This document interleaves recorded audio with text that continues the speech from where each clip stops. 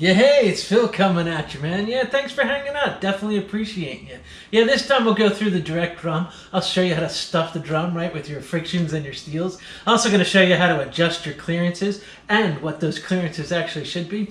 It sounds easy to adjust the clearance, but when it isn't what you want it to be, you really have to swap parts out, and there's different areas of the transmission we could actually use those parts in the direct drum. And yeah, confusing, I know. Look over my shoulder, man. I'll show you what I'm talking about. We'll have a good time. And we want to reassemble our direct drum. One thing to note, we are dual feeding our directs. So what that means is we're using both sides of the apply piston, and I'll talk about that when I get to that point. But the important thing to note when you're dual feeding, there's 3 steps actually. One of the steps is to remove this lip seal right here. Ordinarily, when you're doing a regular rebuild, just a stock rebuild, you want to use this lip seal. Of course, there's one in your kit, but we're going to dual feed our direct clutches, which gives us more strength. Again, just something to note, if you're not using a billet forward drum, do not, I repeat, do not dual feed. Remember from video number 10 in our 204R series, we talked about billet forward drums. This is a billet forward drum. Note all right here is billet steel, and it's just welded in.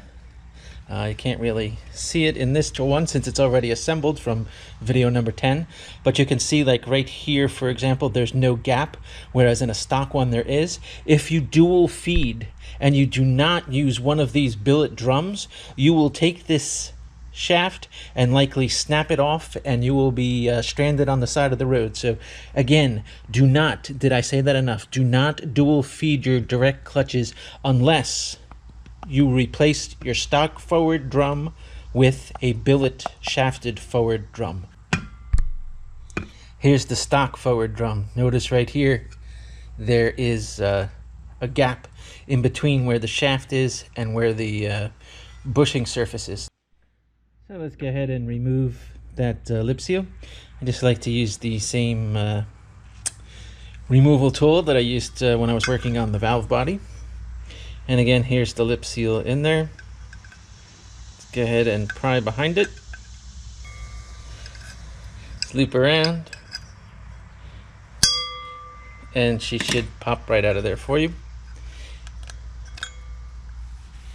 And notice when we took it out, the lips were facing in this direction. Right? Lips were facing in this direction. We will not replace this in ours. Again, I can't emphasize it enough. When dual feeding, make sure you're using the billet forward drum. If you're not dual feeding, then put that lip seal in right from your kit, a brand new one. Put that lip seal in. Again, I'm dual feeding, so I'm not putting one back in. I'm going to go ahead and replace our seals on our apply piston. Remember in our kit, we talked about it also in video number 10 when we talked about the forward drum. There's 3 seals that are exactly the same diameter, right? The same diameter. But 2 of those had a thick portion right here. Get my pointer. 2 of them had a thick portion here, right? This is the lip, and this is the flat portion. The lip and the flat portion. The 2 thick ones, one is used for your forward drum, one is used here in our direct drum, and the thin one is used later on.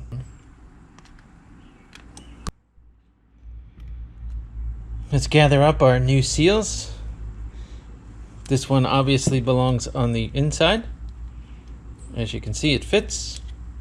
And this one, of course, belongs on the outside. Just to be sure, take your lip seals out. Make note of the way it's installed.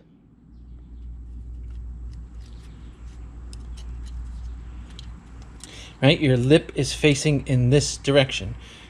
The same thing on the inside. Right, the lip is facing in this direction in both of them. So go ahead. Take your outer lip seal off. Go ahead and lube up your new inner lip seal.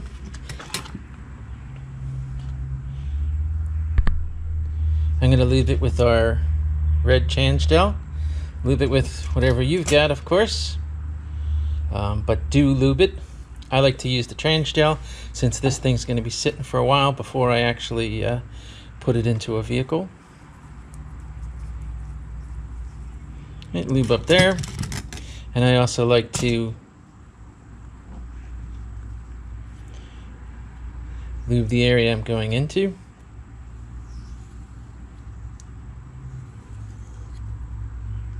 Take your new lip seal, and again with the lip facing this way, right? Facing this way.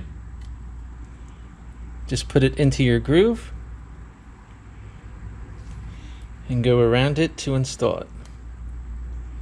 Make sure it doesn't get twisted, because of course twisting is never a good thing.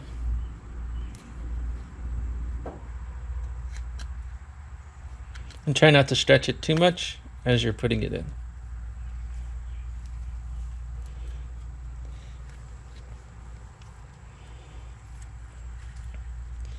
So our outer lip seal installed. Now we'll do our inner lip seal. Same thing, remove it. Again, lip facing this direction.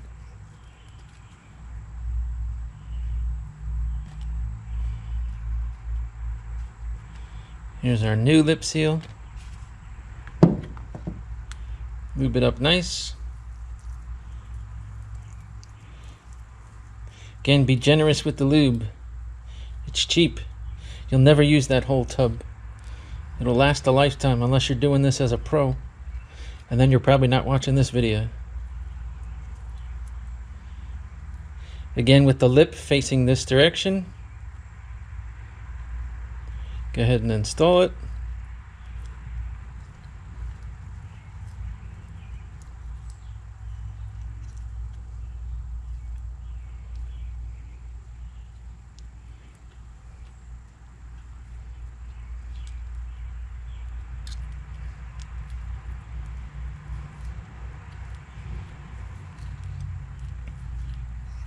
Sure she's nice and lubed, and we're good to go.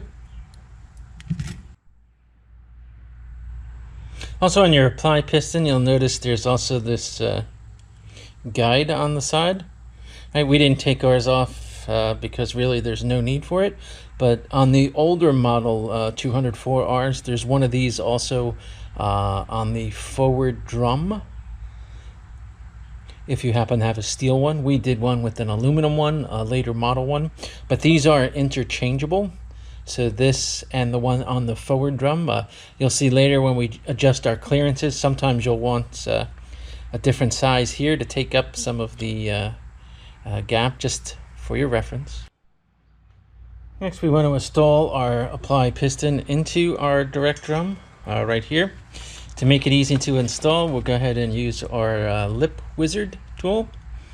Rock Auto has it. I think it's $2, $3 shipping for $5. It's a great tool to have when you're installing lip seals.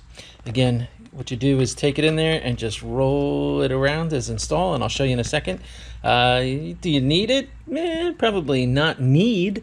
You can make the same thing maybe out of a 2-liter bottle plastic, right?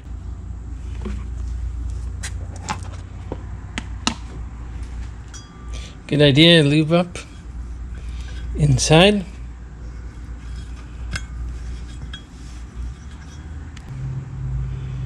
Also your outside.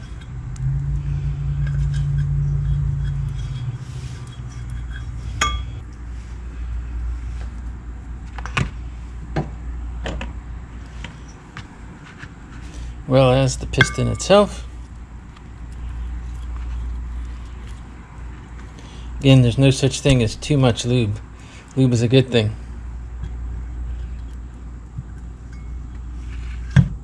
And what you want to do, once you get your piston satisfactorily in there, basically started, use your lip wizard tool and just go ahead and walk it around.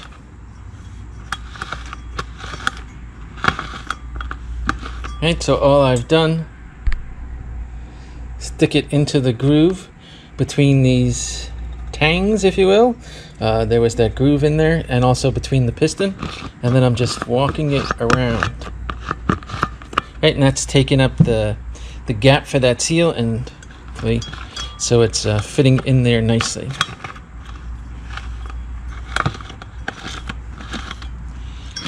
And at the same time, I'm trying not to clog up the camera, but you want to gradually push it down as well, and do the same thing on the top lip seal.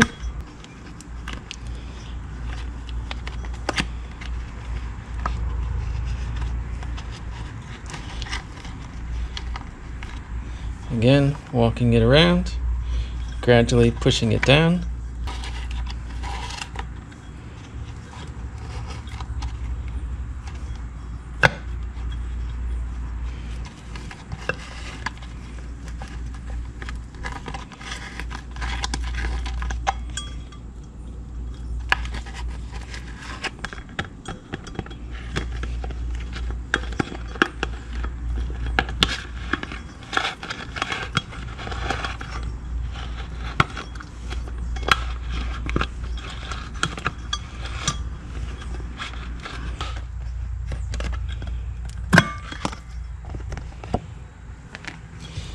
And you can hear the clang when it goes down. You'll know you have it seated. Good test. Just turn it over. Try and pull it out just a little bit with your fingers, like so. Then just push it back. See if she goes smoothly.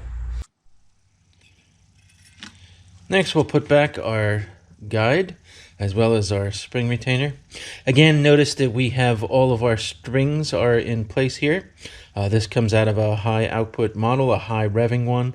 If you're planning on going over 5,000 RPMs in your engine, you should really use one of these styles. Again, there's 16 springs. The standard version has 10 springs, and it's not really good for high RPMs. And here, of course, is your spring guide. What you do is take your springs, put it into your guide. Notice on the bottom of the guide, there's a little hole. Right? That hole actually is intended to align up with this, where your check ball is on your piston. So again, take your guide with the hole, line it up with your hole on your piston, and go ahead and put that down. You don't have to get it, just rotate it around. It should drop all the way. Now what we want to do is take our C-clip, and again we're going to have to compress this down and put our C-clip back onto the shaft of our direct drum. So let's get the tool and get that done. As I've shown in previous videos, I'm going to use this clutch spring compressor tool. There's a couple different styles available. This one is made by Gear Wrench, I think, but CTA makes one. You can find them on Amazon or eBay. That's what I'm going to use to push down this. Again, you could use a 6-inch C-clamp. Here I have it just on top of the vise. Right, you could use a C-clamp over here and here, just a 6-inch one. Compress it down on this side and also on that side. I showed that in video number 11, so check that out if you want to see that technique. I'm going to take my tool, put this end into the snap ring groove on one side.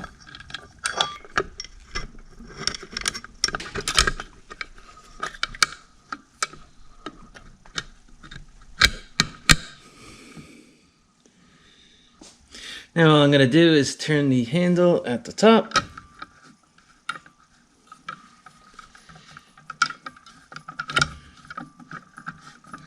And that is going to compress us. Again, you only want to compress as far down until that passes the O-ring, the C-ring groove. You don't want to go too far.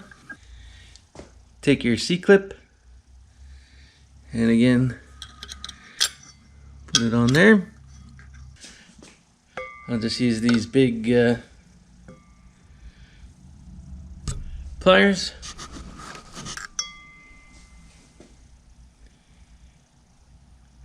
Right, I like these again. They have the parallel teeth, the parallel arms, whatever you want to call it. Take my clip.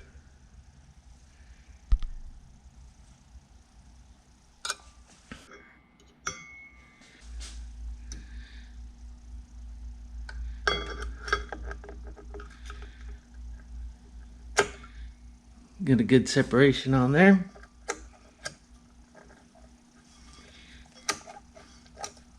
Push it down.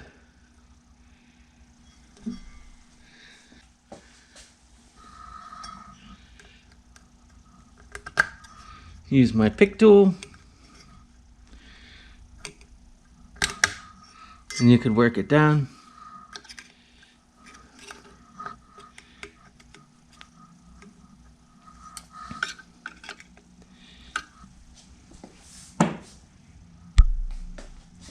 Make sure it's in your groove, and it is, of course.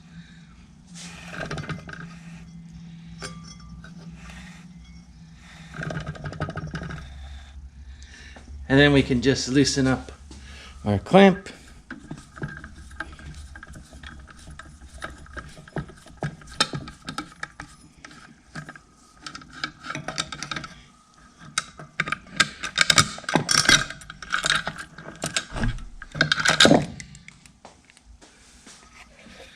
And of course, we're good to go.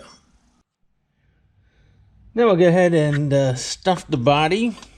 Again, I've had my clutches soaking in tranny fluid. Generally you want to do it 15 minutes, 30 minutes, that kind of thing. I left them overnight because, hey, that's how I roll. But generally when the bubbling stops coming out of the clutch material, you're usually good to go. That means it's soaked in there. I'm using Alto Red clutches, and I'm also using choline coated steels for my directs. The steels are 90 thick, 90 thousandths thick. The ones in your forward drum are 70s thickness. So that's how you'll tell them apart. So again, we want to go ahead and stuff the drum, so to say. So what we do is start out with the steel.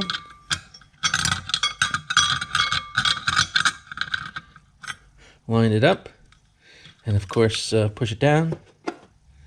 Then go ahead and do a clutch, then another steel, another clutch, third steel, third clutch, fourth steel, fourth clutch, fifth steel, fifth clutch, and our sixth steel, and our sixth clutch. When you get your last steel in, what you want to do is take your backing plate. I don't know if you can see that on camera, but right here it says up. So that is the upside. Easy way to tell. Now the problem area with the direct clutch is the pressure plate itself. It often warps. As you can see, the one that I've taken out of my transmission is warped as well. You can see just by putting my my regular straight edge there. You can see the gap if I stop bonking. You can see it's not flat. Hopefully you can see that on camera. Same thing on the other side. You can see that warpage. Just looking for the light to come through. It's not touching my ruler all the way, of course. So again, this should be sanded smooth, and I will do that before reinstalling it. And again, this is a low mileage takeaway, so it is indeed a problem. Put your backing plate on there. Make sure she sits all the way. Then you have your C-ring. And again, I want to go ahead and insert that in there.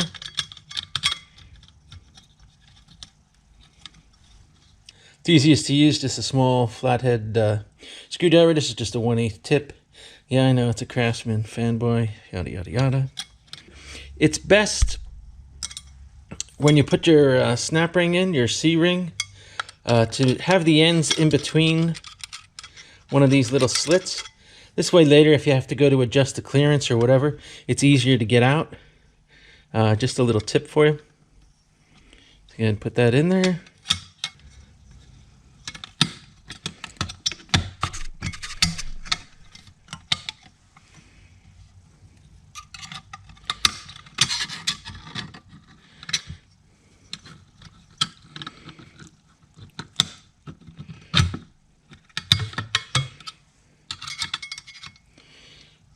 Prying your way around as you do it.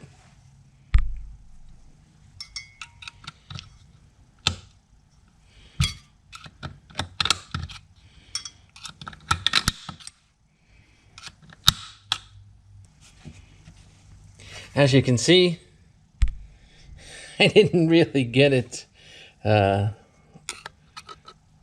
all the way where I wanted it to be. I wanted it to be further over, but again, that's okay. No big deal. Let the roll in there. What you want to do is measure. Go ahead and take your feeler gauges. And you want to measure again in between the snap ring and your backing plate. I can already feel that this is quite a bit loose, so we'll have to do some adjusting, but let's just see what it is currently.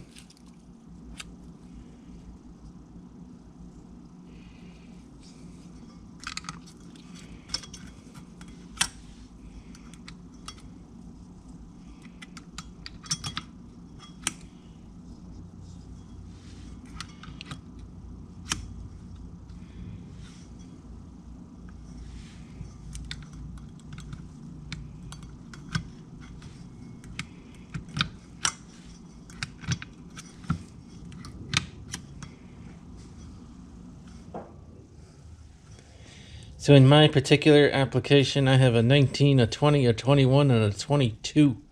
Jeez. So that's at about 82. So my gap is obviously much too much.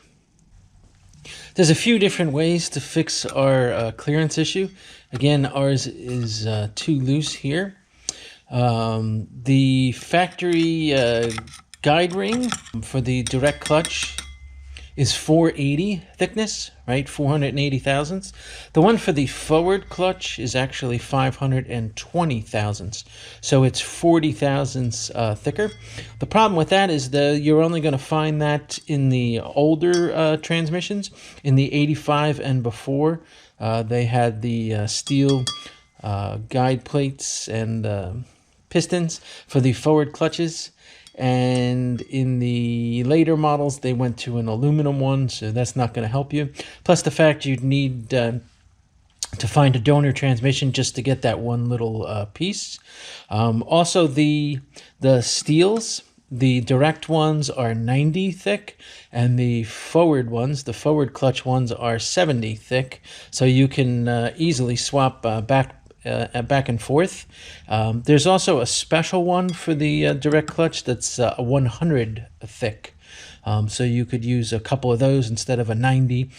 So you'll have to get your math hat out and get cranking and figure out what makes your clearance come in good. You could also machine the backing plate if you wanted to, but again, that would make it thinner, which is probably not a good thing. If anything, you'd want a thicker one because you want to eliminate as much flex as you can going in there, so I don't really recommend doing that.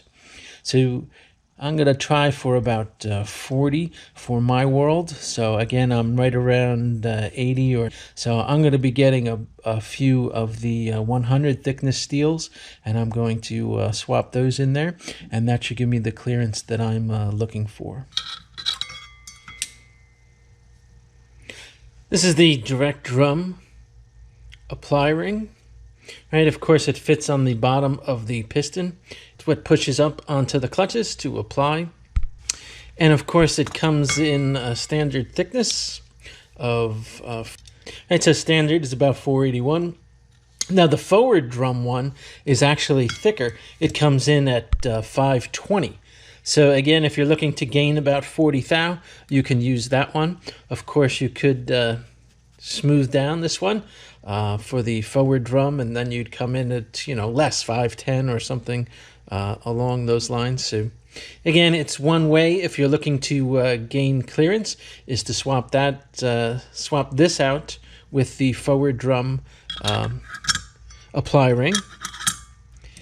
Again, that apply ring on the forward drum only comes in the older models. I think it's from 1985 and before. So again, it's a little challenging to find them. Again, that's the older forward drums only. This is a newer one. Again, this I think comes out of a 1987, and you could see that it uses the aluminum piston, right, in the stock forward drum. This is the aluminum one. You need the first or the earlier generation. I think it's from 85 and before. They had the stamped steel pistons, which tended to flex, but that's where you'll find the part that you need to swap out if you wanted to. Now what we want to do is a pressure check and make sure we don't have any leaks. What we're going to do is shoot air into this hole and cover this one up with our finger, and that's going to pass air through the center support and into our direct drum, and we can watch the piston go up and down. Note that this is an old center support, so the rings are original. We haven't changed them yet, so it's probable that we will have leaks coming through the center, but again, not through the piston. So in this case, we want to look for the piston currently. Later on, we'll pressure check with fresh sealing rings, and I'll show you the difference between iron rings as well as Teflon rings, and we'll see which seals better for us. Start out, I like to coat my rings and the support with the trans gel. Again, just to give it as best chance as we can of actually sealing up for us. So I'll go ahead and coat that. Do the same thing on your direct drum as well. Coat the inside really good. Make it slippery. You want to give it the best chance of sealing and also not scratching our new bushings. Once you get your center support and your direct drum lubed up good, go ahead and put your direct drum onto your center support. Careful. We don't want to scratch anything, of course. Give it a push down. Notice that it's not all the way down yet. Even in this state, it's still not all the way down, so there is a gap. So make sure you give it the final push to get it to push all the way down. Again, common mistake, and you will get some leaks if you don't do that. So again, now you can see it's all the way down. Right, and give it a spin. Make sure there's no scratch, and we're good to go. We're going to apply air. I'm just using my air compressor. 60 psi, going to, yes, my Craftsman fanboy thing, yes, my air gun with a rubber tip on it. I like to also put a little lube gel onto there, again to help seal. And I also take the tip of my air tool and I'll also lube that up. Again, to limit the chances of leaking, which is always a bad thing because sometimes when we do this, it leaks out of holes we're not even testing. Now I'll take my air gun. Again, the tip nice and lubed up. What I'm doing is applying pressure into this hole and covering this one with my finger. Pushing in as much as I can on the air gun and covering that hole.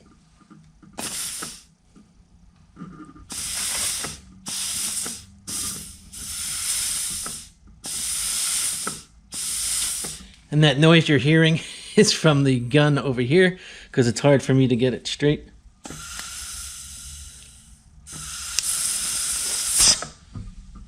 And you can see there is no leak and we're in a good situation.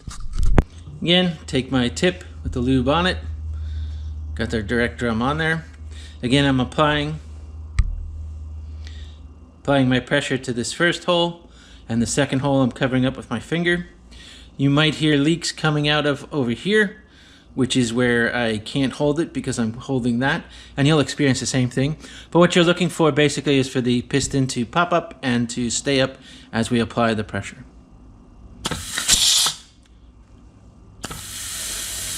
And you can see it is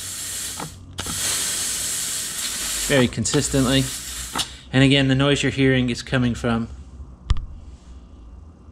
right here where we put the tip in. So all is well.